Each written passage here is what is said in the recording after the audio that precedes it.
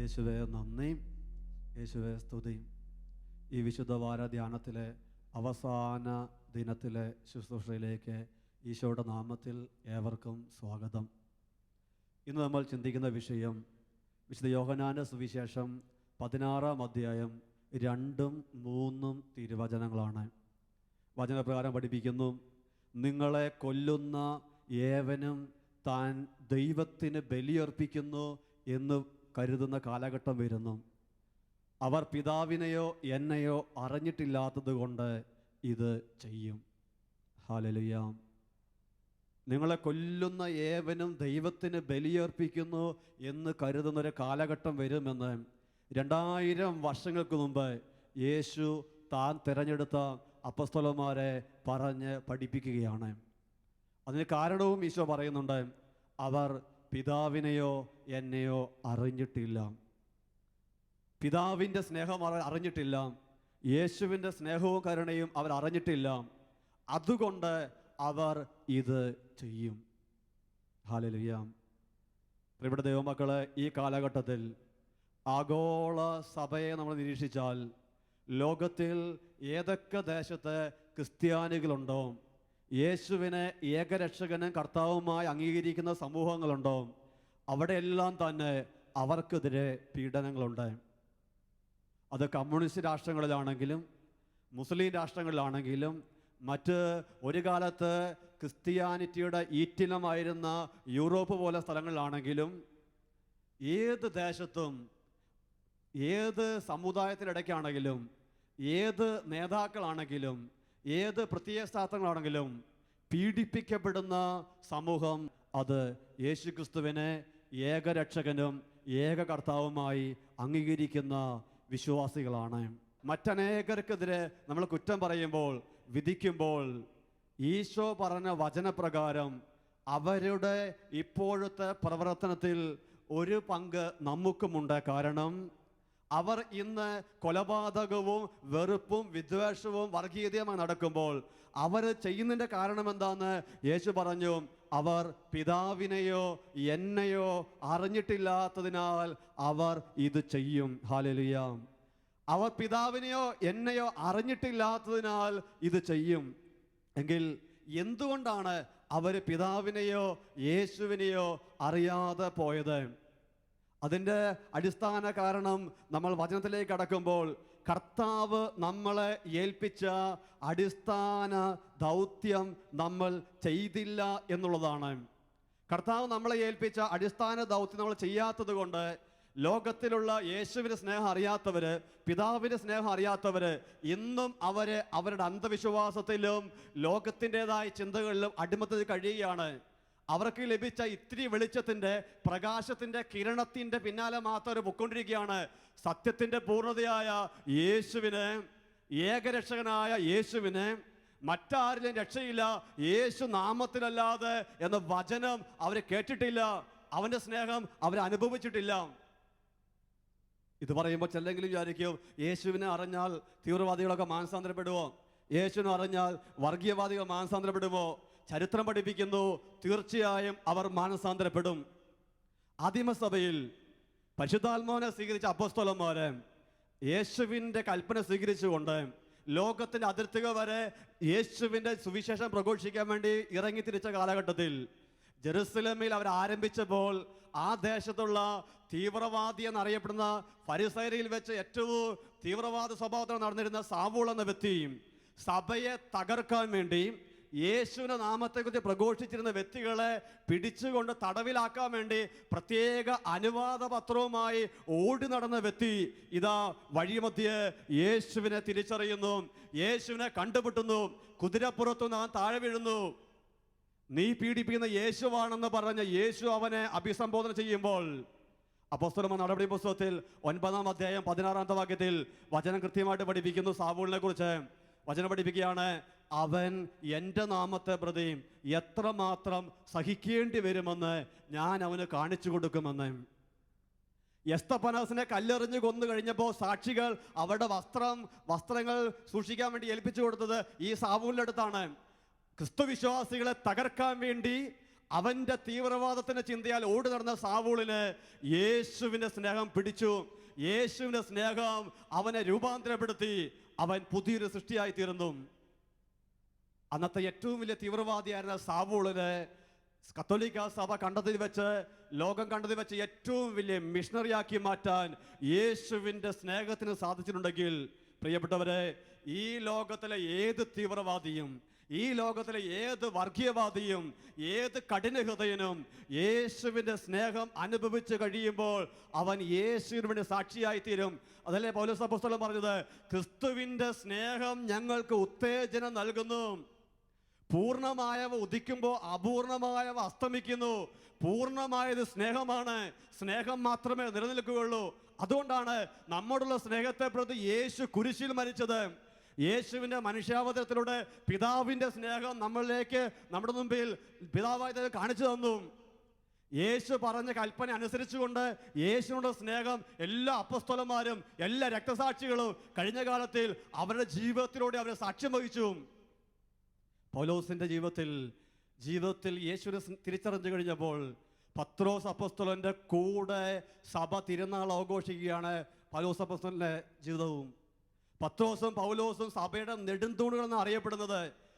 സഭയിലെ ആദ്യത്തെ മാർപ്പാപ്പയുടെ തിരുനാൾ ആഘോഷിക്കുന്ന അതേ ദിവസം തന്നെ ആദിമസഭയെ പീഡിപ്പിച്ച സാവൂള് മാനസാന്തരപ്പെട്ടപ്പോൾ അതേ പത്രോസിന്റെ കൂടെ തന്നെ തിരുനാൾ ആഘോഷിക്കാൻ സഭ തിരുവുള്ളമായി, യേശു തിരുവുള്ളമായി സഭയിലൂടെ അത് പൂർത്തിയാക്കി.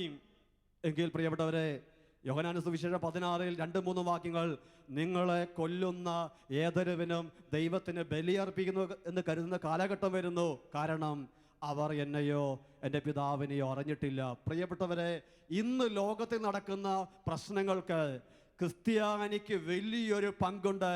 ആരെയും പഴി പറഞ്ഞ് ആരുടെയും മേൽ കുറ്റം ചാരി നമുക്ക് മാറിപ്പോകാൻ പറ്റില്ല. ഉപേക്ഷയാലുള്ള പാപം ദൈവസന്നിധിയിൽ വളരെ ഗൗരവമുള്ള പാപമാണ്. കുമ്പസാരത്തിന് വേണ്ടി നമ്മൾ ഒരുങ്ങുമ്പോൾ വിചാരത്താൽ, വാക്കാൽ, പ്രവർത്തിയാൽ, ഉപേക്ഷയാൽ ചെയ്ത പാപമെന്ന് ഏറ്റുപറയുന്നുണ്ടല്ലോ. ധനവാന്റെ ലാസന്റെ ഉപമയിൽ ധനവാൻ നരകത്തീ കിടക്കുമ്പോൾ അവൻ വ്യഭിചാരം ചെയ്തതായിട്ട് പറയുന്നില്ല, അവൻ കൊലപാതകം ചെയ്തതായിട്ട് പറയുന്നില്ല, അവൻ അന്യന്റെ ഭാര്യയെ മോഹിച്ചതായിട്ട് പറയുന്നില്ല, കള്ളസാക്ഷ്യം പറഞ്ഞതായിട്ട് പറയുന്നില്ല. ധനവാന്റെ ലാസന്റെ ഉപമയിൽ ധനവാൻ ചെയ്യുന്ന ഏക പാപം അവന്റെ വീടിന്റെ പടിവാതിക്ക് കിടക്കുന്ന ലാസറിന് കൊടുക്കാൻ പറ്റുമായിരുന്ന ഒരു സൗകര്യം, കൊടുക്കാൻ പറ്റുമായിരുന്ന ശുശ്രൂഷ അവൻ വേണ്ട വിധത്തിൽ ചെയ്തില്ല എന്നുള്ളതാണ്. മത്തായിയുടെ സുവിശേഷം 25-ാം അധ്യായത്തിൽ സുവിശേഷം വളരെ കൃത്യമായിട്ട് പഠിപ്പിക്കുന്നുണ്ടല്ലോ, ഈ ചെറിയവരിൽ ഒരുവന് നിങ്ങൾ ചെയ്തപ്പോൾ എനിക്ക് തന്നെയാണ് ചെയ്തത് എന്ന്. പ്രിയപ്പെട്ട സഹോദരങ്ങൾ, നമ്മൾ ഗൗരവമായി ചിന്തിക്കേണ്ട ഒരു കാര്യം, ഇവിടെ ധനവാൻ ലാസറിന് നിഷേധിച്ചത് നിത്യജീവന്റെ വചനമല്ല. ധനവാൻ ഒരിക്കലും ലാസറിന്റെ നിത്യജീവൻ തടസ്സപ്പെടുത്താൻ വേണ്ടി പറ്റിയിട്ടില്ല. ലാസർ മരിച്ചു കഴിയുമ്പോൾ അവനിപ്പോൾ അബ്രാഹത്തിന്റെ മടിയിൽ സന്തോഷം അനുഭവിക്കുകയാണ്. എന്നാൽ ധനവാൻ നിഷേധിച്ചത് അവന് കൊടുക്കാമായിരുന്ന ഭൗതികമായ സൗകര്യങ്ങൾ മാത്രമാണ്. 50-100 വർഷം കഴിഞ്ഞാൽ ജീർണിച്ചു പോകുന്ന ഈ മനുഷ്യ ശരീരത്തിന് കൊടുക്കാമായിരുന്ന ഒരു ശുശ്രൂഷ, കൊടുക്കാമായിരുന്ന ഒരു സേവനം ചെയ്യാത്തതിൻ്റെ പേരിൽ ധനവാൻ നരകത്തിയിൽ പതിച്ചിട്ടുണ്ടെങ്കിൽ, പ്രിയപ്പെട്ട ദൈവമക്കളെ, നിത്യതയ്ക്ക് വേണ്ടി പിതാവായ ദൈവം തൻ്റെ സ്നേഹത്താൽ സൃഷ്ടിച്ച പാപം വഴി നഷ്ടപ്പെട്ടു പോയ ആത്മാക്കളെ തൻ്റെ പ്രിയപുത്രന് രക്തം വിലയായി കൊടുത്ത്, യേശു ക്രിസ്തുവിൻ്റെ രക്തം വിലയായി കൊടുത്ത് വീണ്ടെടുത്ത ഓരോ ആത്മാക്കൾ ഇന്ന് പാപം വഴി നശിച്ചു പോകുമ്പോൾ ആ വ്യക്തികളെ നേടിയെടുക്കാൻ വേണ്ടി കർത്താവ് സഭ സ്ഥാപിച്ചിട്ട്, സഭയിൽ ആത്മാക്കളെ നേടാൻ വേണ്ടി നമ്മളെ നിയോഗിച്ചിട്ട്, സുവിശേഷം പ്രഘോഷിക്കാനും പാപികൾക്ക് വേണ്ടി പ്രാർത്ഥിക്കാൻ വേണ്ടി നമ്മളെ നിയോഗിച്ചിട്ട് നമ്മൾ ആ ദൗത്യം ചെയ്യാതെ പോയാൽ ഇന്ന് പാപം വഴി ലോകത്തെ നശിച്ചു പോകുന്ന ഓരോ ആത്മാവിൻ്റെയും കണക്ക് ഇന്ന് ഈ വചനം കേൾക്കുന്ന, ഇന്ന് ലോകത്തിലുള്ള സകല ക്രിസ്ത്യാനികളും, യേശുവിൽ വിശ്വസിക്കുന്ന സകലരും ഇതിന് കണക്ക് കൊടുക്കാൻ ബാധ്യതയുള്ളവരാണ്. ഞാൻ അറിഞ്ഞില്ല, ഞാൻ കേട്ടില്ല എന്ന് പറഞ്ഞ് ആർക്കും ഇതിൽ നിന്ന് ഒഴിവ് കഴിവില്ല. വിശുദ്ധ മത്തായിയുടെ സുവിശേഷത്തിൽ 28-ാം അധ്യായത്തിൽ 19-20 വാക്യങ്ങളിൽ ഈശോ ഉയർത്തെഴുന്നേറ്റ ഈശോ ശിഷ്യന്മാരെ കാണുമ്പോൾ ശിഷ്യന്മാരോട് പഠിപ്പിച്ചു, ഞാൻ നിങ്ങളോട് കൽപ്പിച്ചവയിൽ അനുസരിക്കാൻ അവരെ പഠിപ്പിക്കുവിൻ. മത്തായിയുടെ സുവിശേഷം 28-19 മുതൽ, നിങ്ങൾ പോയി എല്ലാ ജനതകളെയും ശിഷ്യപ്പെടുത്തുവിൻ, പിതാവിൻ്റെയും പുത്രൻ്റെയും പരിശുദ്ധാത്മാവിൻ്റെ നാമത്തിൽ അവരെ സ്നാനപ്പെടുത്തുവിൻ. ഇത് ഉയർത്തെഴുന്നേറ്റ യേശു സ്വർഗത്തിലും ഭൂമിയിലുള്ള എല്ലാ അധികാരവും എനിക്ക് നൽകപ്പെട്ടിരിക്കുന്നു എന്ന് ശിഷ്യന്മാരോട് പറഞ്ഞിട്ട് സകലത്തിൻ്റെ മേൽ അധികാരമുള്ള യേശു അവസാനമായി ശിഷ്യന്മാർക്ക് കൊടുക്കുന്ന കൽപ്പന, ഒരുപക്ഷെ ഉയർത്തെഴുന്നേറ്റ യേശു ശിഷ്യന്മാർക്ക് കൊടുക്കുന്ന, സഭയ്ക്ക് കൊടുക്കുന്ന ഏക കൽപ്പന, നിങ്ങൾ ലോകമെങ്ങും പോയി സകല സൃഷ്ടികളോടും സുവിശേഷം പ്രസംഗിക്കുവിൻ എന്നുള്ളതാണ്. ഹല്ലേലൂയ. പ്രിയപ്പെട്ടവരെ, ഈ വചനം നമ്മുടെ ഉറക്കം കെടുത്തേണ്ടതാണ്. കർത്താവ് നമ്മളെ ഏൽപ്പിച്ച ദൗത്യമാണ് സുവിശേഷം പ്രഘോഷിക്കുക എന്നുള്ളത്. മത്തായിയുടെ സുവിശേഷം 7-ാം അധ്യായത്തിൽ 21-ാമത്തെ തിരുവചനത്തിൽ വചനം കൃത്യമായിട്ട് പഠിപ്പിക്കുന്നു, കർത്താവേ കർത്താവേ എന്ന് വിളിക്കുന്നവരല്ല എൻ്റെ സ്വർഗ്ഗരാജ്യത്തിൽ പ്രവേശിക്കുക, എൻ്റെ പിതാവിൻ്റെ ഇഷ്ടം നിറവേറ്റുന്നവരാണ് സ്വർഗ്ഗരാജ്യത്തിൽ പ്രവേശിക്കുക. നമ്മൾ ഒത്തിരിയേറെ കാലമായി ധ്യാനം കൊടുക്കുന്നു, ഒത്തിരിയേറെ കാലമായി ശുശ്രൂഷകളിൽ പങ്കെടുക്കുന്നു, ഒത്തിരിയേറെ കാലമായി കർത്താവേ കർത്താവ് എന്ന് വിളിക്കുന്നു, ധ്യാനം കൊടുന്നു, നൊവേനയ്ക്ക് പോകുന്നു, തീർത്ഥാടനം പോകുന്നു. തീർച്ചയായിട്ടും അതിൻ്റെ മൂല്യമുണ്ട്. പക്ഷേ കർത്താവ് വചനം പഠിപ്പിക്കുകയാണ്, വിളിച്ചാൽ മാത്രം പോരാ, എൻ്റെ സ്വർഗസ്ഥനായ പിതാവിൻ്റെ ഇഷ്ടം നിറവേറ്റണം. എൻ്റെ സ്വർഗസ്ഥനായ പിതാവിൻ്റെ ഇഷ്ടം നിറവേറ്റണം. സ്വർഗസ്ഥനായതിൻ്റെ ഇഷ്ടം എന്താന്ന് അത് കർത്താവ് കൃത്യമായിട്ട് പഠിപ്പിച്ചു. നിങ്ങൾ ലോകമെങ്ങും പോയി സകല സൃഷ്ടിയോട് സുവിശേഷം പ്രഘോഷിക്കണം. ഈ ചെറിയവിൽ ഒരുവൻ പോലും നശിച്ചു പോകുവാൻ എൻ്റെ സ്വർഗസ്ഥനായ പിതാവ് ആഗ്രഹിക്കുന്നില്ല. ഞാൻ വന്നിരിക്കുന്നത് നീതിമാന്മാരെ വിളിക്കാനല്ല, പാപികളെ പശ്ചാത്താപത്തിൽ ക്ഷണിക്കാനാണ്. ഇത്രയും കൃത്യമായിട്ടും കർത്താവിൻ്റെ ഹിതം വെളിപ്പെട്ടിട്ടും ആ ദൗത്യം ചെയ്യുന്നില്ലെങ്കിൽ നമ്മൾ എത്ര കർത്താവേ കർത്താവേ എന്ന് വിളിച്ചാലും അത് അനുഗ്രഹത്തിന് കാരണമാകുമെന്ന് ആരും വിചാരിക്കരുത്. ഇതിനെക്കുറിച്ച് കത്തോലിക്ക സഭയുടെ മതബോധന ഗ്രന്ഥത്തിൽ 767-ാമത്തെ പാരഗ്രാഫിൽ കത്തോലിക്ക സഭ വളരെ കൃത്യമായി തൻ്റെ മക്കളെ പഠിപ്പിക്കുകയാണ്. സഭ അതിൻ്റെ പ്രകൃതിയാൽ തന്നെ പ്രേക്ഷിതയാണ്. എല്ലാ ദേശങ്ങളിൽ നിന്നുമുള്ളവരെ ശിഷ്യപ്പെടുത്താൻ വേണ്ടി ക്രിസ്തുവിനാൽ അയക്കപ്പെട്ടവളാണ്. സഭയെ കർത്താവ് അയച്ചതിൻ്റെ ഏക ലക്ഷ്യം ക്രിസ്തുവിന് വേണ്ടി മറ്റുള്ളവരെ ശിഷ്യപ്പെടുത്താൻ വേണ്ടിയാണ് കർത്താവ് സഭയെ അയച്ചത് എന്ന് കൃത്യമായിട്ട് സഭയുടെ മതബോധ ഗ്രന്ഥം പഠിപ്പിക്കുകയാണ്. വീണ്ടും CCCയിൽ 852-ാമത്തെ പാരഗ്രാഫിൽ സഭ ക്രിസ്തുവിൻ്റെ ആത്മാവിനാൽ നിർബന്ധിതയായി അവിടുന്ന് സഞ്ചരിച്ച പാതയിലൂടെ തന്നെ സഞ്ചരിക്കണം. ദാരിദ്ര്യത്തിൻ്റെയും മരണം വരെയുള്ള ആത്മസമർപ്പണത്തിൻ്റെയും മാർഗമാണിത്. ഈ മരണത്തിൽ നിന്നാണ് ക്രിസ്തു തൻ്റെ ഉദ്ധാനം വഴി ജേതാവായി പുറത്തു വന്നത്. അതുകൊണ്ടാണ് ക്രിസ്ത്യാനികളുടെ രക്തം വിത്താണ് എന്ന് പറയുന്നത്. യേശു സ്ഥാപിച്ച സഭ വളരണമെങ്കിൽ അതിനുവേണ്ടി സമർപ്പണമുള്ള വ്യക്തികൾ സുവിശേഷത്തിന് വേണ്ടി ഇറങ്ങിത്തിരിക്കുമ്പോൾ അവരുടെ രക്തം ചിന്തപ്പെടുമ്പോൾ അത് വിത്താണ്. ഹല്ലേലൂയ. സഭയുടെ മതബോധ ഗ്രന്ഥം ഔദ്യോഗികമായി പഠിപ്പിക്കുകയാണ്. ഇതിനെക്കുറിച്ച് രക്ഷകന്റെ മിഷൻ എന്ന ഡോക്യുമെന്റിൽ സഭ കൃത്യമായിട്ട് 47-ാമത്തെ പാരഗ്രാഫിൽ ഇപ്രകാരം പഠിപ്പിക്കുന്നു, അവിടുന്ന് അപ്പസ്തോലന്മാരെ അയച്ചത് എല്ലാ ജനതകളെയും ശിഷ്യപ്പെടുത്താനും അവർക്കൊക്കെ മാമോദിസ നൽകാനുമാണ്.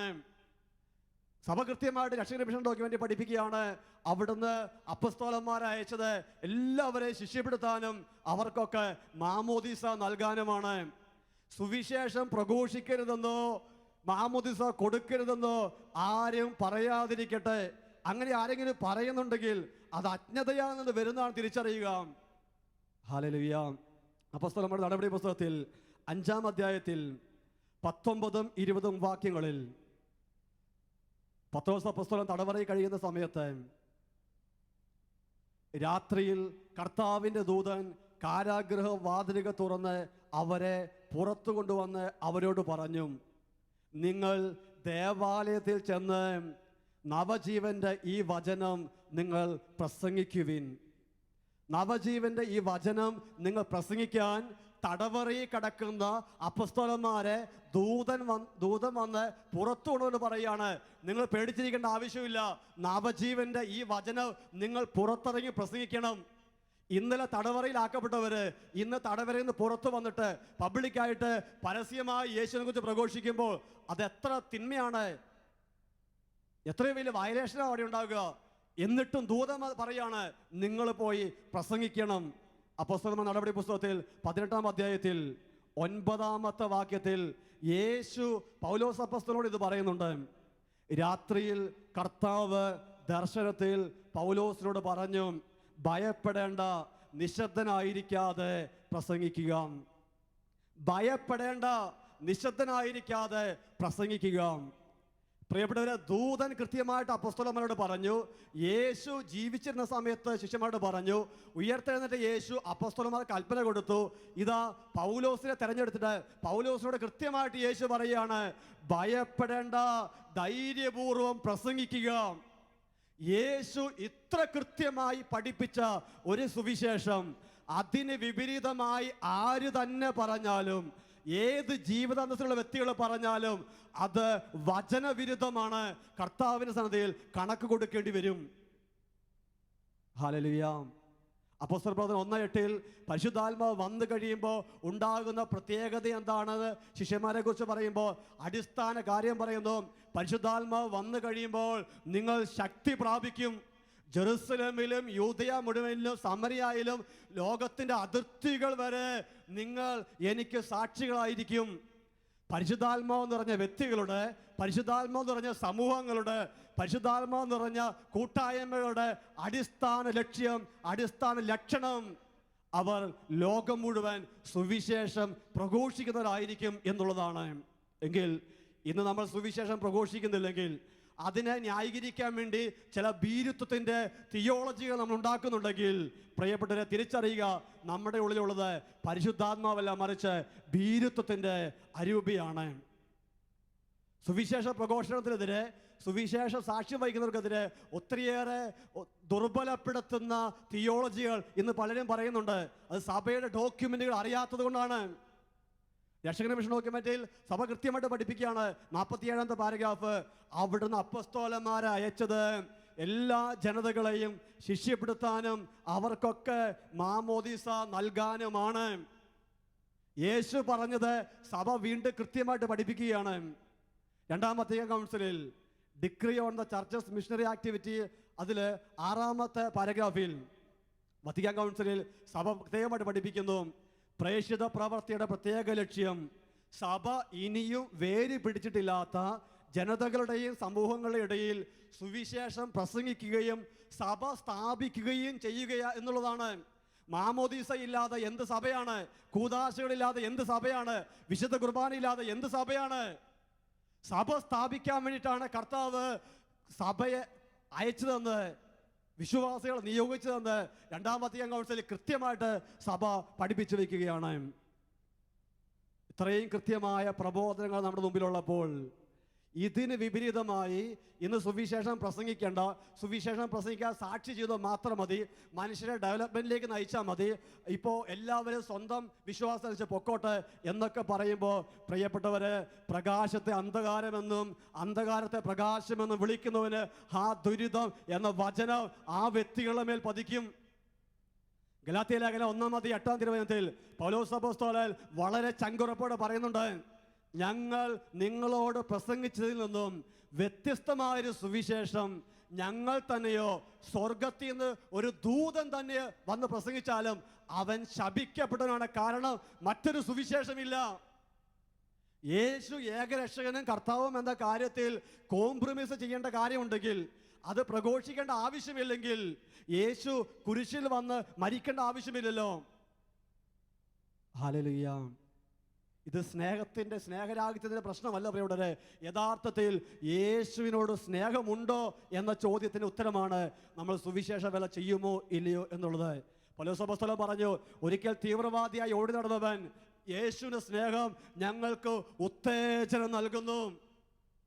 ഇന്ന് സുവിശേഷം പ്രഘോഷിക്കാൻ നമുക്ക് പറ്റുന്നില്ലെങ്കിൽ, അതിന് വിപരീതമായ ന്യായീകരണങ്ങൾ നമ്മൾ കൊണ്ടുവരുന്നുണ്ടെങ്കിൽ പ്രിയപ്പെട്ടവരെ, യേശുവിൻ്റെ സ്നേഹം ഇതുവരെ നമ്മൾ അനുഭവിച്ചറിഞ്ഞിട്ടില്ല. അപ്പോസ്തലന്മാരുടെ നടപടി പുസ്തകത്തിൽ 4-ാം അധ്യായം 20-ാം തിരുവചനത്തിൽ പത്രോസ് യോഹന്നാനും ഭരണാധികാരികളുടെ മുമ്പ് ചെല്ലുമ്പോൾ യേശുവിനെ കുറിച്ച് ഇനി ഒന്നും പ്രഘോഷിക്കരുത് എന്ന് അവർ താക്കീത് ചെയ്യുമ്പോൾ പത്രോസ് യോഹന്നാന് വളരെ ധൈര്യത്തോടെ പറയുന്നൊരു കാര്യമുണ്ട്. ഞങ്ങൾ കാണുകയും കേൾക്കുകയും അനുഭവിച്ചറിയുകയും ചെയ്ത യേശു ക്രിസ്തുവിനെ കുറിച്ച് പ്രഘോഷിക്കാതിരിക്കാൻ ഞങ്ങൾക്ക് സാധ്യമല്ല. നിങ്ങൾ തന്നെ വിധിക്കുവിൻ. ഞങ്ങൾ മനുഷ്യരെയാണോ അനുസരിക്കേണ്ടത്, ദൈവത്തെയാണോ അനുസരിക്കേണ്ടത്? അതുകൊണ്ട് പ്രിയപ്പെട്ടവരെ, കർത്താവായ യേശു നമുക്ക് നൽകിയ, ഉദ്ധിതനായ യേശു നമുക്ക് നൽകിയ ഏക കൽപ്പന സകല സൃഷ്ടികളോട് സുവിശേഷം പ്രഘോഷിച്ച് ആത്മാക്കളെ നേടിയെടുക്കുക എന്നുള്ളതാണ്. അതിന് വിപരീതമായ കളകൾ എവിടെ നിന്ന് വന്നാലും അത് കർത്താവിൻ്റെ സന്നിധിയിൽ കണക്ക് കൊടുക്കാൻ നമ്മൾ ബാധ്യതയുള്ളവരാണ് തിരിച്ചറിയുക. രക്ഷകന്റെ മിഷൻ ഡോക്യുമെന്റിൽ 11ാമത്തെ പാരഗ്രാഫിൽ ഇതിനെക്കുറിച്ച് സഭ കൃത്യമായി പഠിപ്പിച്ചു. ആദിമ സഭയിലുണ്ടായിരുന്ന രക്തസാക്ഷികളും ഇന്നുള്ള രക്തസാക്ഷികളും യേശുവിന് വേണ്ടിയാണ് ജീവൻ കൊടുത്തത്.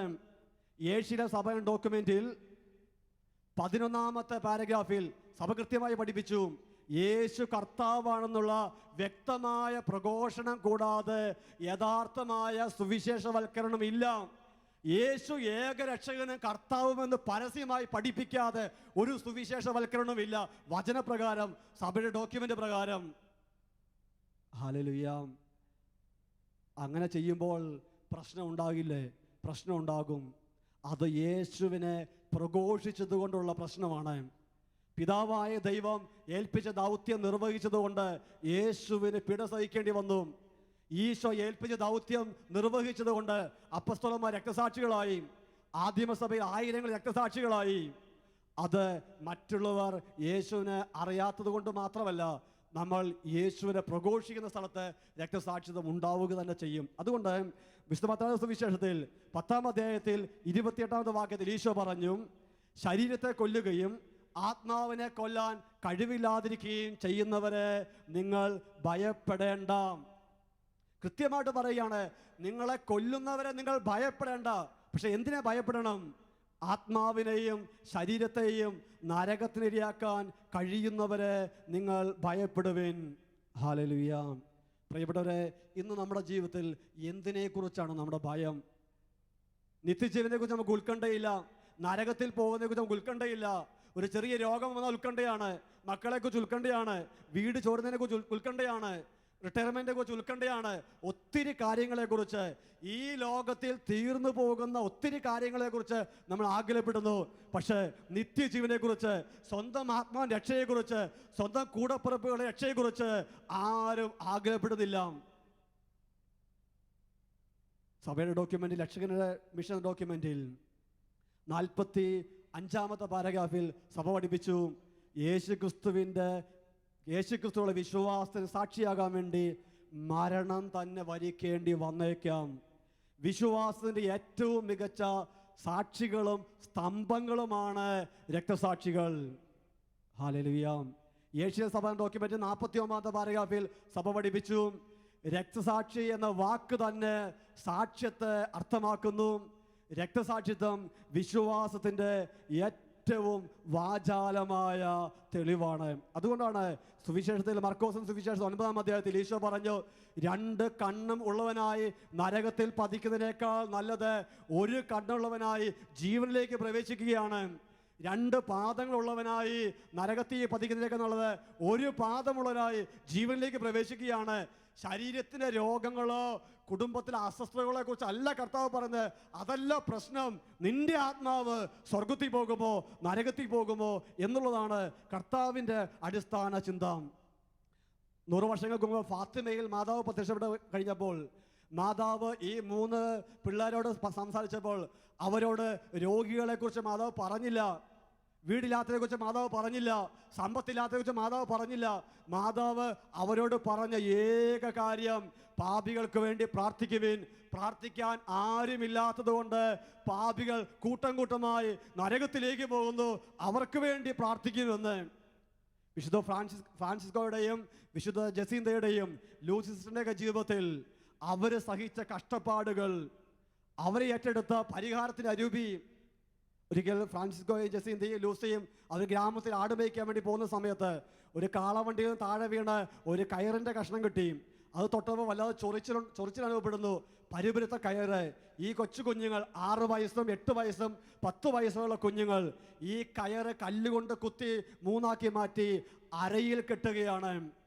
ജസീന്ത അവസാനം മരണക്കിടക്കയിൽ കിടക്കുമ്പോൾ ലൂസി സഹോദരി അടുത്ത് വിളിച്ചിട്ട് ഈ കയറ് ചേച്ചിയുടെ കയ്യിലേക്ക് കൊടുത്തിട്ട്, ലൂസിയുടെ കയ്യിലേക്ക് കൊടുത്തിട്ട് ഈ ജസീന്ത പറയുന്നുണ്ട്, ചേച്ചി സൗഖ്യം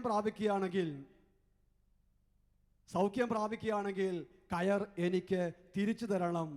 ലൂസി സഹോദരി ആ കയർ നോക്കുമ്പോൾ അതിൽ രക്തക്കറ ഉണങ്ങി പിടിച്ചിരുന്നു.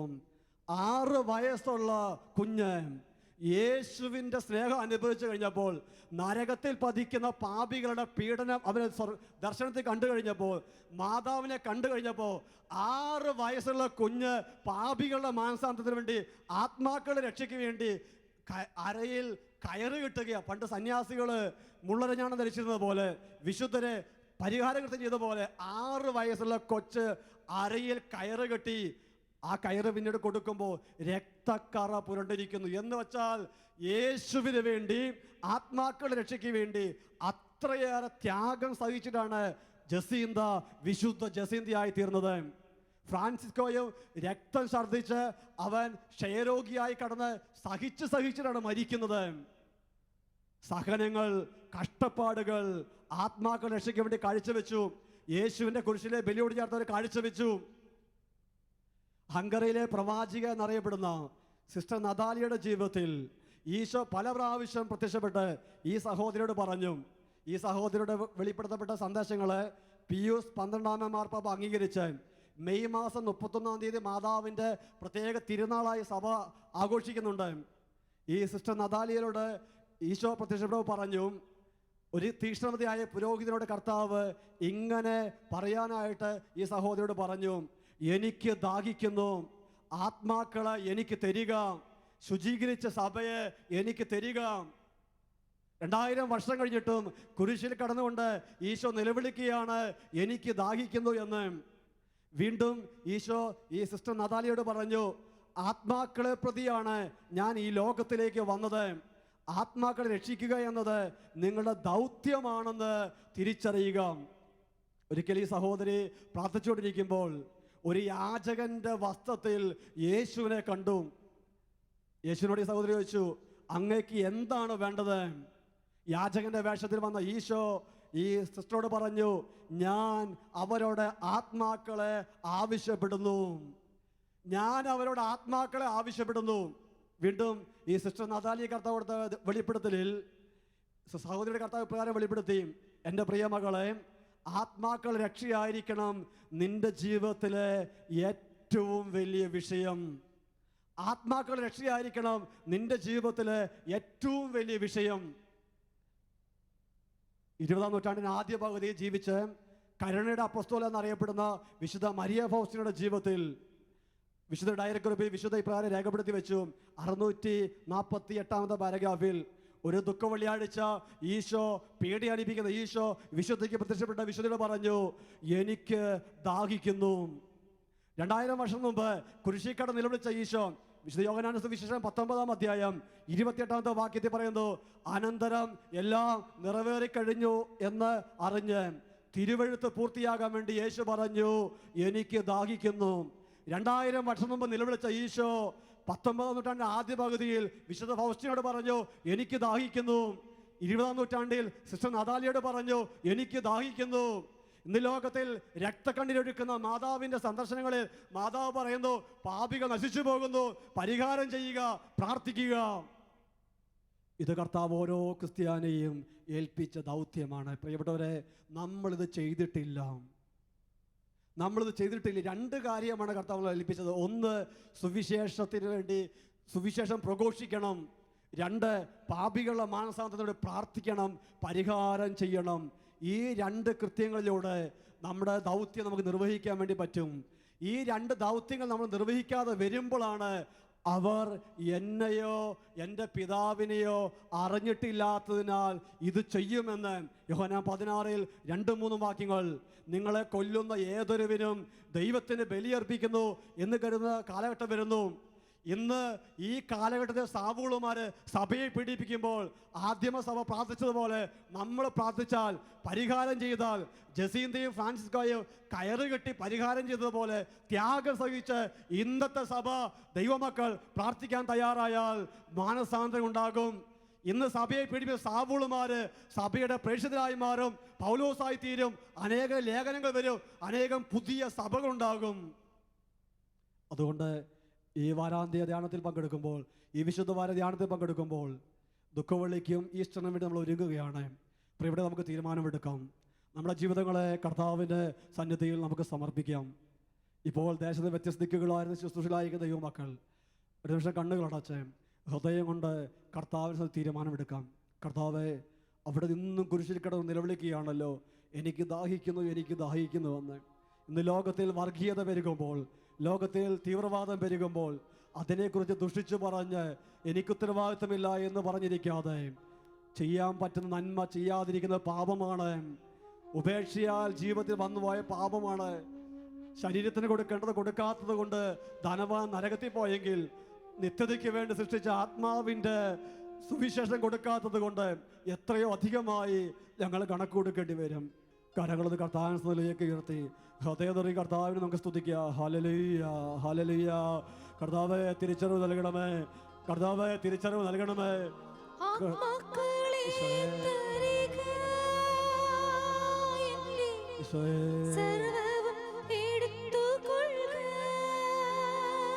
ഞങ്ങളെ ഏൽപ്പിച്ച ആത്മാക്കള് വിശ്വസതയോടെ വീണ്ടെടുക്കാനുള്ള കൃപ ഞങ്ങൾക്ക് തരണമേ കർത്താവേ.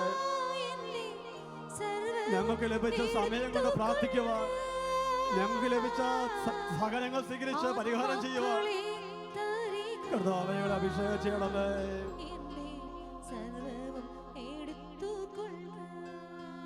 ആത്മാക്കളെ തരണമേ കർത്താവേ.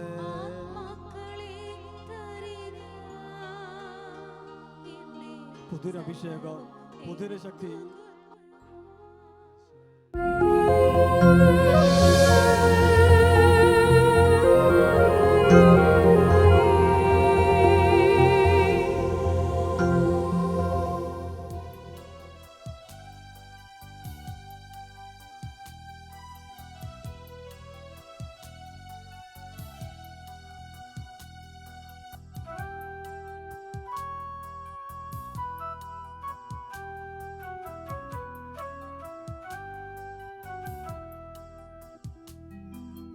സമ്പൂർണ്ണ ഹൃദയത്താൽ പൂർണ്ണ മനസ്സാൽ ആത്മാവിനാഴങ്ങളിൽ നിന്നും അങ്ങേ ആരാധിച്ചിടുന്നു നാഥ, ഞാൻ അങ്ങേ സ്നേഹിച്ചിടുന്നു നാഥ. സമ്പൂർണ്ണ ഹൃദയത്താൽ പൂർണ്ണ മനസ്സാൽ ആത്മാവിനാഴങ്ങളിൽ നിന്നും അങ്ങേ ആരാധിച്ചിടുന്നു നാഥ, ഞാൻ അങ്ങേ സ്നേഹിച്ചിടുന്നു നാഥ. ഈശോയുടെ സന്നിധിയിൽ മുട്ടുകുത്തി ദിവികാന്യസയെ നമ്മുടെ സന്നിധിയിലേക്ക് നമുക്ക് സ്വീകരിക്കാം.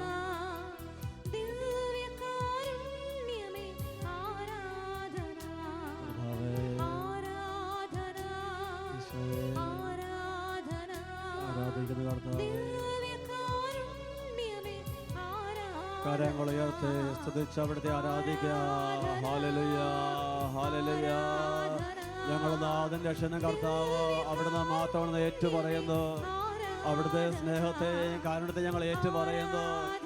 യേശുവേ, യേശുവേ, യേശുവേ, യേശുവേ. ആരാധന, ആരാധന, ആരാധന.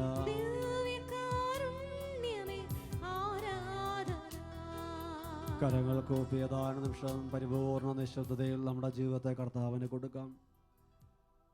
തലയിലൊരു മുടിയുടെ താഴെ വീഴുന്ന പോലും അറിയുന്നു എന്ന് പറഞ്ഞ കർത്താവ്, ഒരു വാക്കിൻ്റെ നാവിൻ തുമ്പിൽ എത്തുന്ന മുമ്പേ അതറിയുന്ന കർത്താവ്, അമ്മ മറന്നാലും മറക്കാത്ത ദൈവം, ആ കർത്താവിൻ്റെ സന്നിധിയിൽ നമുക്ക് സ്വസ്ഥമായിരിക്കാം. ലോകത്തിൻ്റെ ഏത് ദിക്കിലായിരുന്നെങ്കിലും, ഏത് സ്ഥലത്താണെങ്കിലും, ഹൃദയം കൊണ്ട് കർത്താവിൻ്റെ സാന്നിധ്യത്തിന് നമുക്ക് ആഗ്രഹിക്കാം. വിശുദ്ധ യോഹന്നാന്റെ സുവിശേഷത്തിൽ യേശുവിൻ്റെ കല്ലറയുടെ അടുക്കൽ വന്ന് പത്രോസും യോഹന്നാനും ശൂന്യമായ കല്ലറ കണ്ട് ചുരുട്ടി വെച്ച കച്ച കണ്ട് അവർ തിരിച്ചുപോയി. എന്നാൽ മഗ്ദലന മറിയം ശൂന്യമായ കല്ലറയുടെ വാതിൽക്കൽ തന്നെ നിന്നു. അവൾ തിരിച്ചു പോയില്ല. കല്ലറയാണെന്നോ വേറെ ആരും ഇല്ലെന്നൊന്നും അവൾ ശ്രദ്ധിച്ചില്ല. അവൾ യേശുവിൻ്റെ കല്ലറയുടെ അടുത്ത് നിന്നു. വീണ്ടും അവൾ കല്ലറയിലേക്കൊന്ന് കുനിഞ്ഞു നോക്കി. ശൂന്യമായ കല്ലറയിൽ 2 ദൂതന്മാരെ കണ്ടിട്ടും അവൾക്ക് സംതൃപ്തി വന്നില്ല. അവൾ കരഞ്ഞുകൊണ്ടിരുന്നു. കരഞ്ഞുകൊണ്ടിരുന്ന മഗ്ദലന മറിയത്തിന് മുമ്പിൽ അവളെ സ്നേഹിക്കുന്ന, അവൾക്ക് വേണ്ടി ജീവൻ ബലിയായി കൊടുത്ത ഈശോ പ്രത്യക്ഷപ്പെട്ടു. അവനവളെ വിളിച്ചു മറിയം. ഹൃദയം തുറങ്ങിയ കർത്താവ് സമീപസ്ഥനാണ്. ഇന്ന് ഈ വിശുദ്ധവാര ധ്യാനത്തിൻ്റെ അവസാന മണിക്കൂറിൽ ശുശ്രൂഷയെ പങ്കെടുക്കുമ്പോൾ ഹൃദയത്തിൽ കർത്താവിൻ്റെ സ്നേഹത്തിനുവേണ്ടി ദാഹിക്കാം. കർത്താവിനൊന്ന് കാണാൻ വേണ്ടി ആഗ്രഹിക്കാം. നിത്യതയിൽ അവനോടുകൂടെ ജീവിക്കാനുള്ള വലിയൊരു ദാഹത്തോടുകൂടി ഹൃദയം നുറങ്ങി എല്ലാവരും പ്രാർത്ഥിക്കട്ടെ.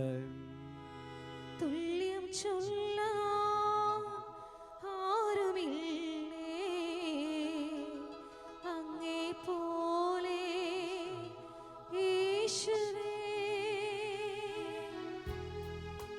ദാഹിക്കുന്നവർ എൻ്റെ അടുക്കൽ വന്ന് കുടിക്കട്ടെ.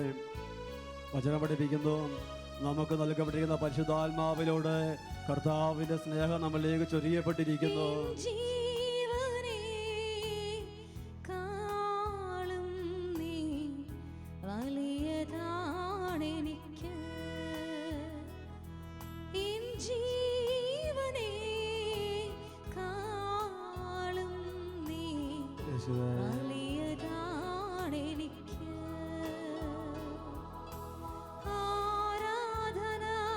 കർത്താവേ, ആരാധന ആരാധന ആരാധന ആരാധന ആരാധന ആരാധന ആരാധന. ഹൃദയത്തിൽ കർത്താവിൻ്റെ സ്നേഹത്തിന് വേണ്ടി ദാഹിക്കുക. വിശുദ്ധ പൗലോസ് അപ്പോസ്തലൻ പറഞ്ഞു, ക്രിസ്തുവിൻ്റെ സ്നേഹം ഞങ്ങൾക്ക് ഉത്തേജനം നൽകുന്നു. ക്രിസ്തുവിൻ്റെ സ്നേഹം മാത്രമേ ജീവിതത്തെ നമ്മൾ മുന്നോട്ട് നയിക്കുകയുള്ളൂ. തുല്യം ചൊല്ലാൻ ആരുമില്ലേ അങ്ങേ പോലെ യേശുവേ. തുല്യം ചൊല്ലാൻ ആരുമില്ലേ അങ്ങേ പോലെ യേശുവേ. ജീവനേ സ്വന്തമേ അങ്ങേ മാർവിൽ ചായുന്നു ഞാൻ. ജീവനേ സ്വന്തമേ അങ്ങേ മാർവിൽ ചായുന്നു ഞാൻ.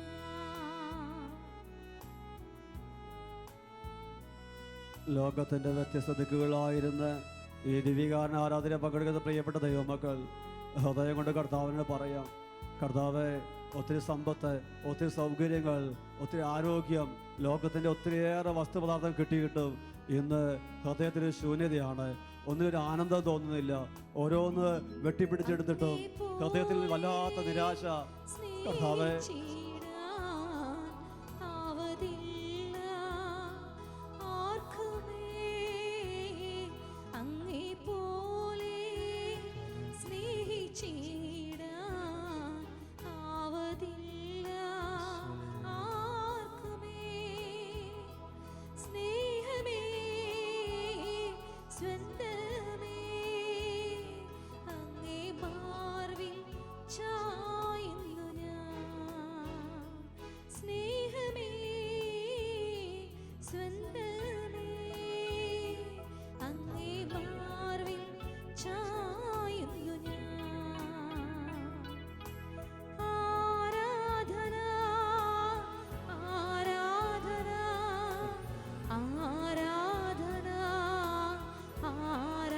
കരങ്ങൾ കർത്താവിന്റെ സന്നിധിയിലേക്ക് ഉയർത്തി നമ്മുടെ ജീവിതത്തെ പരിപൂർണമായി കർത്താവിന്റെ സ്നേഹത്തിനായി സമർപ്പിച്ച് ഹൃദയം തുറന്ന് നമുക്ക് കർത്താവിനെ സ്തുതിക്കാം. ഹല്ലേലൂയ, ഹല്ലേലൂയ. കർത്താവേ, അവിടുത്തെ സ്നേഹത്തിന് വേണ്ടി, അവിടുത്തെ വാത്സല്യത്തിന് വേണ്ടി ഒരിക്കലും അങ്ങേ വേർപിരിയാൻ പറ്റാത്ത, ഒരിക്കലും അങ്ങേ തള്ളി പറയാൻ പറ്റാത്ത ജ്ഞാനത്തിന്റെ പുസ്തകം വചനം പഠിപ്പിക്കുന്നു. അവിടുന്ന് ഞങ്ങളെ സ്വന്തമായി കണക്കാക്കിയെന്ന് അറിയുന്നതിനാൽ ഞങ്ങൾ പാപം ചെയ്യുകയില്ല. അവിടുന്ന് ഞങ്ങളെ സ്വന്തമായി കണക്കാക്കിയെന്ന് അറിഞ്ഞത് ഞങ്ങൾ പാപം ചെയ്യുകയില്ല. പൊത്തിഫറിന്റെ ഭവനത്തിൽ വെച്ച് പാപം സാധിക്കുന്നപ്പോ ജോസഫ് പറഞ്ഞു, ഞാൻ എങ്ങനെയാണ് ഇത്ര നീചമായി പ്രവർത്തിച്ച് എന്റെ കർത്താവിനെതിരായി പാപം ചെയ്യുക? പാപം ചെയ്യാൻ പറ്റാത്ത വിധം ദൈവസ്നേഹം കൂടി ഞങ്ങൾ നിറയ്ക്കണമേ കർത്താവേ. യേശുവേ, യേശുവേ. കരങ്ങൾ ഹൃദയത്തോട് ചേർത്ത് കണ്ണുകളടച്ച് ഹൃദയത്തിൽ കർത്താവിൻ്റെ സ്നേഹത്തിന് വേണ്ടി നമുക്ക് ദാഹിക്കാം. ഉത്തമഗീതത്തിൻ്റെ പുസ്തകം 1-ാം അധ്യായം 6-ാം തിരുവചനം. അവർ എന്നെ മുന്തിരിത്തോട്ടങ്ങളുടെ കാവൽക്കാരിയാക്കി, എൻ്റെ സ്വന്തം മുന്തിരിത്തോട്ടം ഞാൻ കാത്തു സൂക്ഷിച്ചില്ല. ഒത്തിരി മുന്തിരിത്തോട്ടങ്ങളുടെ പിന്നാലെ പോയി ജീവിത വ്യഗ്രത, സുഖലോലുപത, ധനമോഹം, അത്യാസക്തി, ലോകത്തിന് വേണ്ടി ഒത്തിരി കാര്യങ്ങൾ, ലോകം കൊണ്ട് തീർന്നു പോകുന്ന, ഈ ജീവിതം കൊണ്ട് തീർന്നു പോകുന്ന ഒത്തിരി മുന്തിരിത്തോട്ടങ്ങളുടെ പിന്നാലെ സമയം മാറ്റിവെച്ചു, സമ്പത്ത് മാറ്റിവെച്ചു, കഴിവ് മാറ്റിവെച്ചു. സ്വർഗത്തിന് വേണ്ടി യാതൊന്നും നേടാൻ ഇക്കാലം അത്രയായിട്ടും ഇത്രയും കാലഘട്ടത്തിൽ ഒന്നും ശ്രദ്ധിച്ചില്ല കർത്താവേ. ഇന്ന് ഹൃദയം തുടങ്ങി അവിടുത്തെ സ്ഥലം ഞങ്ങൾ പ്രാർത്ഥിക്കുന്നു. ബലാന്തരാത്ത അത്തിവൃക്ഷത്തെ പോലെ, കാട്ടുമുന്തിരി പഴം പുറപ്പെടുവിച്ച മുന്തിരിത്തോട്ടത്തെ പോലെ ലോകത്തിന് മുമ്പിൽ ഒരു സഭാ സമൂഹമായി, ഒരു ഇടവക കൂട്ടായ്മയായി, ഒരു കുടുംബമായി, ഒരു വിശ്വാസി എന്ന നിലയിൽ ഒത്തിരി കാലമായി ജീവിക്കുന്നു. കർത്താവേ, തിരിച്ചറിവ് നൽകണമേ. ഫലം പുറപ്പെടുവിക്കുവാൻ, വിശ്വസ്തത പുലർത്തുവാൻ, ദൈവഹിതം നിറവേറ്റുവാൻ ഞങ്ങളെ സഹായിക്കണമേ കർത്താവേ. ഹൃദയത്തോടെ എല്ലാവരും കർത്താവിന്റെ സന്നദ്ധയിൽ പ്രാർത്ഥിക്കുന്നു. ഇനിയും ഫലം തരാത്ത അത്തിമരം ഞാൻ കർത്താവേ, നിനക്കായി പൂത്തിടാത്ത മുന്തിരിച്ചെടി ഞാൻ, നിറയും മിഴികളുമായി കേണിടുന്നു ഞാൻ.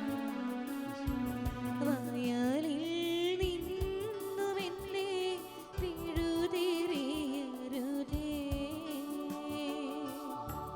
ബലിയായി എന്നെ ഇന്ന് സ്വീകരിച്ചിടുകിൽ.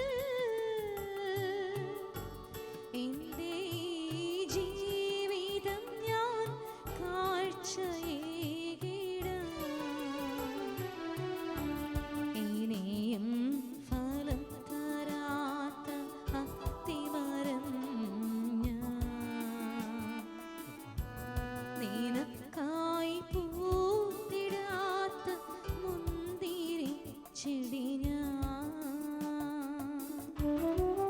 കർത്താവിൻ്റെ സ്നേഹം തിരിച്ചറിയുമ്പോഴാണ് നമ്മുടെ ജീവിതത്തിൻ്റെ ദുർഭകാവസ്ഥകളിലേക്ക് നമുക്ക് ബോധ്യം വരിക. ഞാൻ അപ്പോസ്തലന്മാരെയൊക്കെ ഒട്ടും മോശമല്ല എന്ന് പറഞ്ഞിരുന്ന പൗലോസ് യേശുവിൻ്റെ സ്നേഹം തിരിച്ചറിഞ്ഞപ്പോൾ, കർത്താവിൻ്റെ കാരുണ്യം തിരിച്ചറിഞ്ഞപ്പോൾ പൗലോസ് ഏറ്റു പറഞ്ഞു, ഞാൻ പാപികളിൽ ഒന്നാമനാണ്. ആഗ്രഹിച്ചാലും അറിയാതിന്നുമെന്നിൽ തിന്മയേറുന്നു. നന്മകൾ ഏറെ ആഗ്രഹിച്ചാലും അറിയാതിന്നുമെന്നിൽ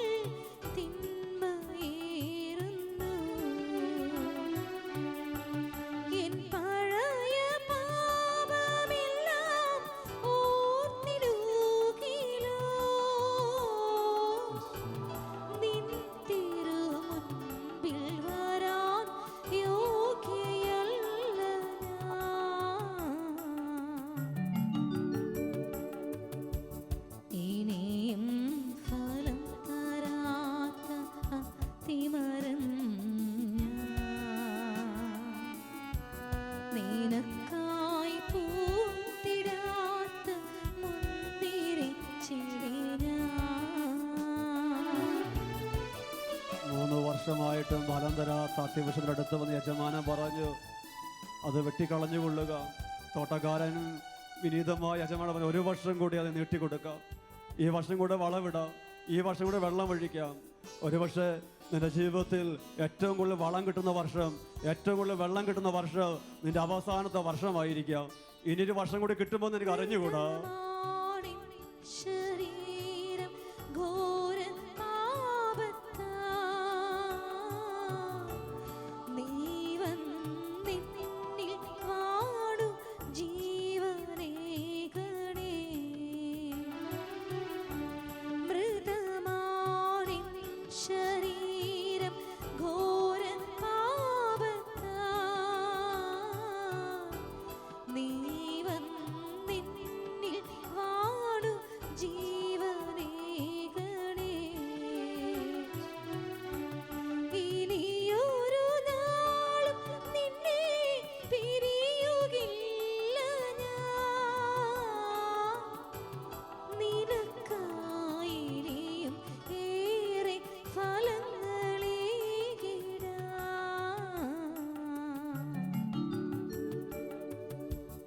ഇനിയും ഫലം തരാത്ത അത്തിമരം ഞാൻ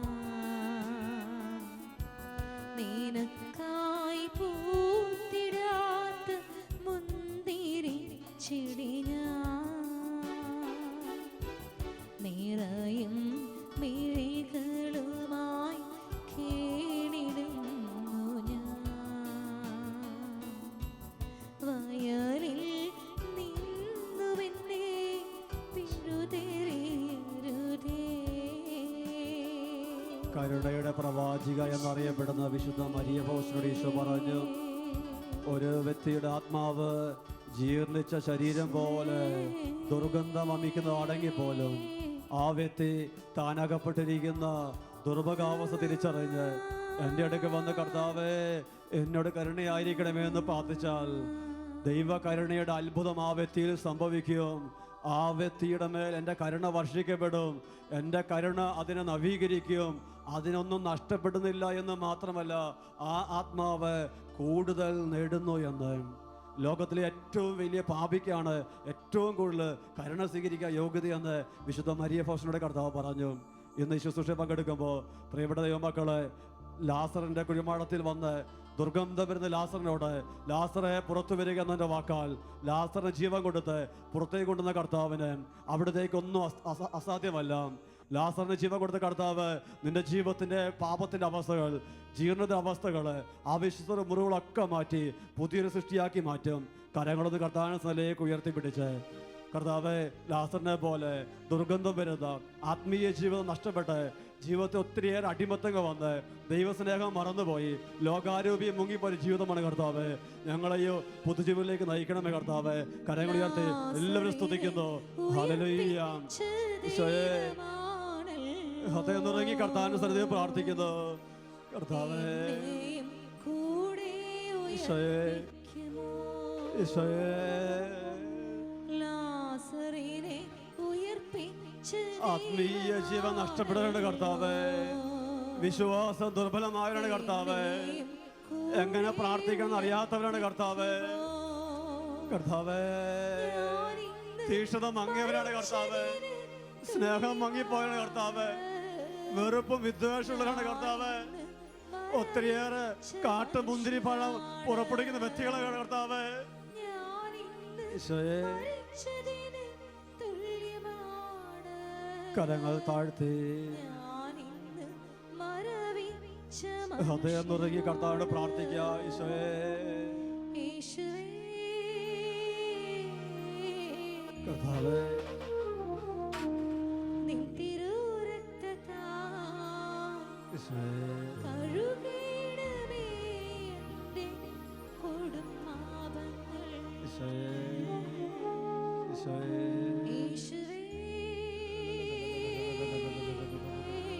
കഴുകണമേ കർത്താവേ. പുതിയ സൃഷ്ടിയാക്കി മാറ്റണമേ. കഴുകണമേ കർത്താവേ, പുതിയ സൃഷ്ടിയാക്കി മാറ്റണമേ നിൻ തിരുരക്തത്താൽ കർത്താവേ. കഴുകിയിടമേ എൻ്റെ കൊടും പാപങ്ങൾ. വിശുദ്ധ ഗ്രന്ഥത്തിൽ അപ്പസ്തലന്മാരുടെ ജീവിതം നമ്മൾ കാണുന്നു. ആരൊക്കെ തള്ളി പറഞ്ഞാലും ഞാൻ തള്ളി പറയില്ല എന്ന് പറഞ്ഞ പത്രോസ് തള്ളി പറഞ്ഞു. അവനോട് കൂടെ നമുക്കും പോയി മരിക്കാമെന്ന് പറഞ്ഞ തോമാസ് ലീഹ കുരിശിന്റെ ചോട്ടിൽ, യേശുവിന്റെ കുരിശിന്റെ ചോട്ടിൽ നമ്മൾ കാണുന്നില്ല. തള്ളി പറഞ്ഞ് ഓടി ഓടിച്ച ശിഷ്യന്മാര് ഉയർത്തെഴുന്നേറ്റ യേശുവിനെ കണ്ടതിന് ശേഷവും അവർ ശക്തി പ്രാപിച്ചിട്ടില്ല. എന്നാൽ പരിശുദ്ധാത്മാവ് വന്നു കഴിഞ്ഞപ്പോൾ അവർ ശക്തി പ്രാപിച്ചു. പരിശുദ്ധാത്മാവ് വന്നു കഴിഞ്ഞപ്പോൾ അവര് ഉണർവോടുകൂടി യേശുവിന് സാക്ഷ്യം വഹിച്ചു, രക്തസാക്ഷികളായി തീർന്നു. നമ്മളും യേശുവിനെ വിശ്വസിക്കുന്നവരാണ്, ഒത്തിരി ആഗ്രഹമുള്ളവരാണ്. എങ്കിലും പരിശുദ്ധാത്മാവാണ് ശക്തിപ്പെടുത്തുന്നത്. ഈശോ പറഞ്ഞു, എന്നെ കൂടാതെ നിങ്ങൾക്കൊന്നും ചെയ്യാൻ സാധിക്കുകയില്ല, എന്നെ കൂടാതെ നിങ്ങൾക്കൊന്നും ചെയ്യാൻ സാധിക്കുകയില്ല. നമ്മുടെ ബലഹീനാവസ്ഥ, ദുർഭകാവസ്ഥ കർത്താവിന് കൊടുക്കാം. ഈശോ ശിഷ്യന്മാരോട് പറഞ്ഞു, അപ്പോസ്തലപ്രവൃത്തി നടപടി പുസ്തകം 1-ാം അധ്യായം 4-ാം വാക്യം, നിങ്ങൾ ജെറുസലേം വിട്ടു പോകരുത്, പരിശുദ്ധാത്മാവിന് കാത്തിരിക്കണം. അവർ കാത്തിരുന്നു.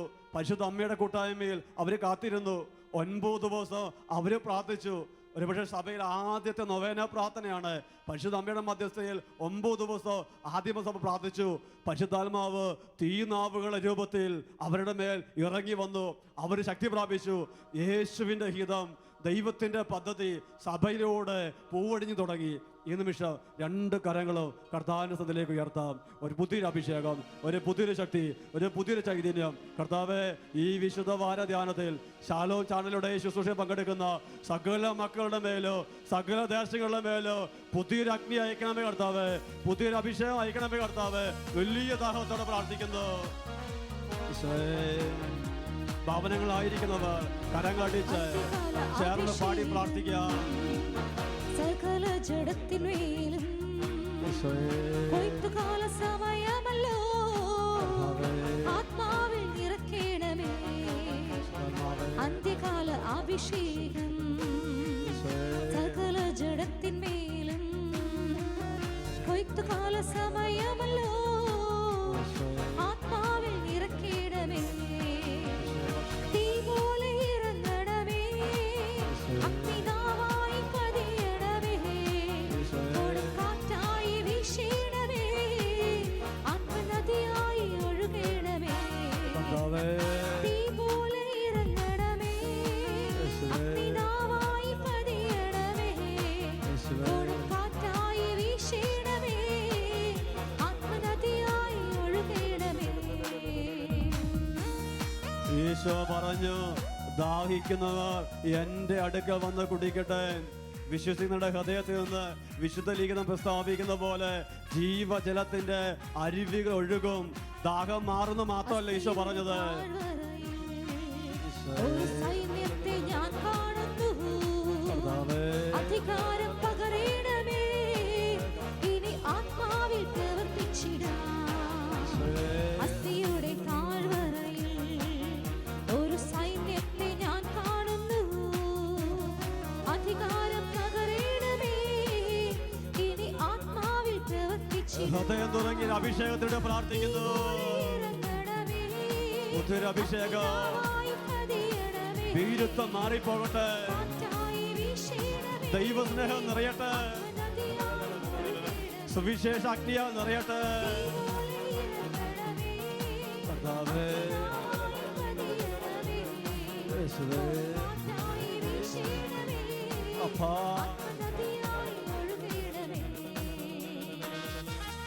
ഭൂമിയിൽ 2 പേർ യോജിച്ച് ചോദിക്കുന്ന ഏത് കാര്യവും എന്റെ സ്വർഗസ്വനായ പിതാവ് നിറവേറ്റി തരും. വാഗ്ദാനങ്ങളിൽ വിശ്വസനായ കർത്താവ്, പിതാവിന്റെ ഞങ്ങൾ പ്രാർത്ഥിക്കുന്നു, യേശുവിന്റെ നാമത്തിൽ പ്രാർത്ഥിക്കുന്നു. പുതിയൊരു അഭിഷേകം അയക്കണമേ, സകല ജനത്തിന്റെ മേൽ കൃപ വർഷിക്കണമേ.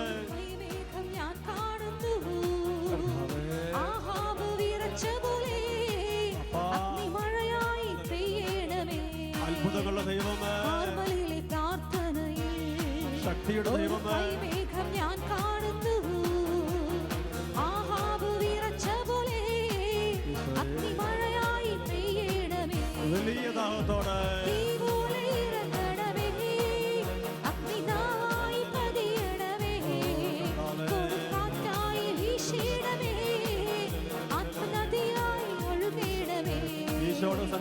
മുട്ടുകുത്തി അവിടുത്തെ ആശീർവാദം സ്വീകരിക്കാൻ വേണ്ടി ഒരുങ്ങുകയാണ്. ജീവിതങ്ങളെ പരിപൂർണമായി ആത്മാവിനെ സമർപ്പിക്കുക. കരങ്ങൾ ഉയർത്തി ശക്തിയോടെ സ്തുതിക്കുന്നു. ഹല്ലേലൂയ. പുതിയൊരു അഭിഷേകം പിതാവേ ഈശോയുടെ നാമത്തിൽ പ്രാർത്ഥിക്കുന്നു. സകല ജനപദങ്ങളെയും യേശുവിന് വേണ്ടി നേടാൻ ആവശ്യമായ ദൈവസ്നേഹത്തിന്റെ ഒരു അഭിഷേകം, മിഷൻ ചൈതന്യത്തിന്റെ അഭിഷേകം, പരിഹാരത്തിന്റെ ഒരു അഭിഷേകം, ത്യാഗപ്രവൃത്തിയുടെ ഒരു അഭിഷേകം, രക്തസാക്ഷ്യത്തിന്റെ അഭിഷേകം, സ്വർഗത്തിന് വേണ്ടി അധ്വാനിക്കുവാൻ, നിത്യതയ്ക്ക് വേണ്ടി അധ്വാനിക്കുവാൻ, ലോകവും അതിന്റെ മോഹവും കടന്നു പോകുമെന്ന യാഥാർത്ഥ്യ ബോധത്തിലേക്ക് കർത്താവേ ഞങ്ങളെ നയിക്കണമേ. ഹൃദയങ്ങളെ ജ്വലിപ്പിക്കണമേ, ഹൃദയങ്ങളെ ജ്വലിപ്പിക്കണമേ. പുതിയൊരു അഭിഷേകം കുടുംബങ്ങൾ ഉണരട്ടെ, സഭകൾ ഉണരട്ടെ, ദേശങ്ങൾ ഉണരട്ടെ, രാഷ്ട്രങ്ങൾ യേശുവിൻ്റെതായി തീരട്ടെ. കർത്താവേ കർത്താവേ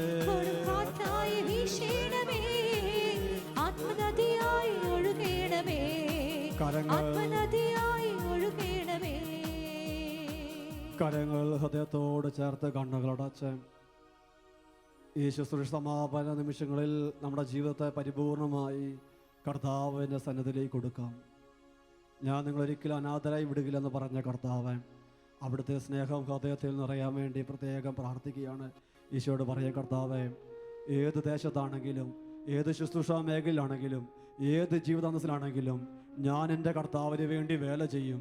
എൻ്റെ ജീവിതത്തെ ഞാൻ കർത്താവിൻ്റെ വേണ്ടി, ആത്മാക്കൾ രക്ഷയ്ക്ക് വേണ്ടി, സ്വർഗത്തിൻ്റെ ഹിതം നിറവേറ്റുവാൻ വേണ്ടി ഞാനിത് അടിമ വയ്ക്കുന്നു. ഈശോയേ യേശുവിൻ പിൻപേ പോയിടും ഞാനും പിന്മാറുകില്ല യാത്രമധ്യേ ആരെല്ലാം എന്നെ തള്ളിയെന്നാലും പിന്മാറുകില്ല ഒരിക്കലുമേ. ഹൃദയങ്ങളെ കാണുന്ന കർത്താവ് ചെറിയ തീരുമാനങ്ങൾ അവിടുന്ന് അഭിഷേകം ചെയ്യും. അമ്മയെക്കാളും സ്നേഹിച്ചു എന്നെ തിന്മ മറന്നു നന്മ നൽകി. അമ്മയെക്കാളും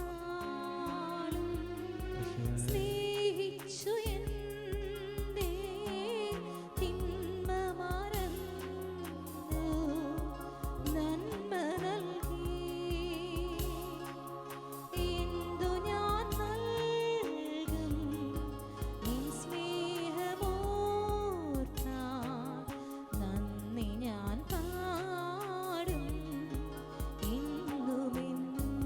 കർത്താവിനായി ജീവിതങ്ങൾ നമുക്ക് പരമേൽപ്പിക്കാം. എന്തു ഞാൻ നൽകും ഞാനും എൻ്റെ കുടുംബവും യഹോവയെ സേവിക്കും. സ്നേഹമോർത്താൽ യേശുവിന്റെ സ്നേഹത്തിന് വേണ്ടി മാത്രം ജീവിക്കും. പാടും ഈശോയേ, എന്നുമെന്നും. ഈശോയേ. പാപിയാമെന്നെ നേടിടുവാനായി കണ്ണുകളടച്ച് കരങ്ങൾ ഹൃദയത്തോട് ചേർത്ത് സ്നേഹമോർത്താൽ കർത്താവേ പാപിയാമെന്നെ നേടിടുവാനായി യാഗമായി തീർന്ന സ്നേഹമോർത്താൽ എൻ്റെ ഈശോയേ, എന്തു ഞാൻ നൽകും ഈശോയേ. യേശുവേ.